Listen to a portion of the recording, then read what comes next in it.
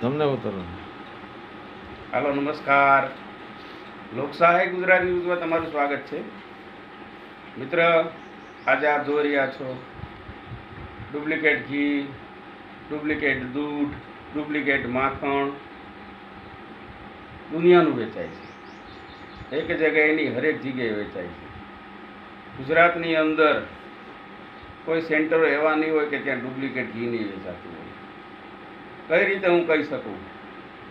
હું એક ગુનાહિત પ્રવૃત્તિ અટકાવનાર નેશનલ પ્રેસિડેન્ટ, લોકસહાય ગુજરાતી ન્યૂઝના તંત્રી, પત્રકાર. મિત્ર, આજે કમ્પ્લેટ તમે ઘી વેચો, બનાવીને કાયદેસર સાચું ઘી વેચો તો મિત્ર 1200 રૂપિયા કિલો ઘી ઘરમાં પડે છે. એક ગોવાળને 100 ભેંસું છે. તેને મેં વાત કરી એટલે એણે કીધું અમારે ખુદને ઘી ચોખ્ખું ખાવું હોય તો અમારે 1000 રૂપિયા જેવો અમારે ખર્ચ થાય ત્યારે ચોખ્ખું ઘી અમે જોઈ શકીએ. એટલે અમે 1200માં વેચતા હોય, 200 રૂપિયા અમને મળે.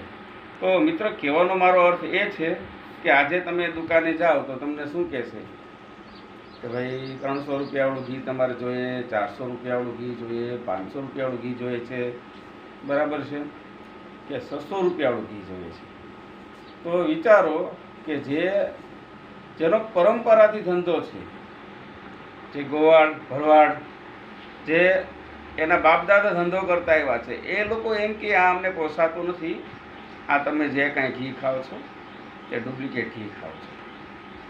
મેં જીતેન્દ્રગીરી ગોસ્વામીએ અવારનવાર અખબારમાં છાપેલું, રેડ પડાવેલી, તપાસ કરાવેલી, છતાંય રિપોર્ટ શું આવે કે ભાઈ ઘી સાચું છે. પણ લોકોનું હવે એવું કહેવું છે કે ઘીની જ્યારે લેબોરેટરી થાય ત્યારે પબ્લિકની સામે લેબોરેટરી થવી જોઈએ, પબ્લિક જોવી જોઈએ, પબ્લિકની સામે લેબોરેટરી થવી જોઈએ, મીડિયા ત્યાં હોવી જોઈએ તો સત્ય બહાર પડે. ઘણા લોકોનું એવું પણ કહેવામાં આવે છે કે લોકોમાં એવી પણ ચર્ચાઓ ચાલે છે કે ભાઈ તપાસ કરવાવાળા વહીવટ કરી નાખે છે અને ડુપ્લિકેટ ઘીને સાચું ઘી બતાવે છે, એવું પણ પબ્લિકમાં ચર્ચાઓ થાય છે. એટલે મારો કહેવાનો અર્થ શું છે કે ઘી ખાતા પહેલાં તમે વિચારો. તમને એમ થાય છે કે હું ઘરે ઘી લઈ જાઉં, લાડુ બનાવીએ, ફેમિલી ખાય, પ્રસંગોમાં લાડુ બનાવીએ, તો મિત્ર તમે ઘી લઈ જતા નથી. ઘરે તમે શું લઈ જાઓ છો? ઝેર. કારણ કે આ બધી વસ્તુઓ કેમિકલમાં બનતી હોય છે. ઘી બનાવવાના તો ઘણા બધા ફોર્મ્યુલા બહાર પડી ગયા છે, તો એ તમે ખાતા હોય છે તો ઉલટાનો તમારા શરીરને નુકસાનકારક છે. એટલે આવા ડુપ્લિકેટ ઘી ખાતા કરતાં એક કામ કરો. એક બહુ સરસ મજાની એક વૃદ્ધે મને વાત કરી કે બાપુ, હું આજ 70 વર્ષની ઉંમર થઈ, મેં ઘી બહારથી લીધું નથી, અમે ઘરનું ઘી ખાઈએ છીએ. મેં કીધું તમારે માલઢોર છે? ના, માલઢોર મારે નથી.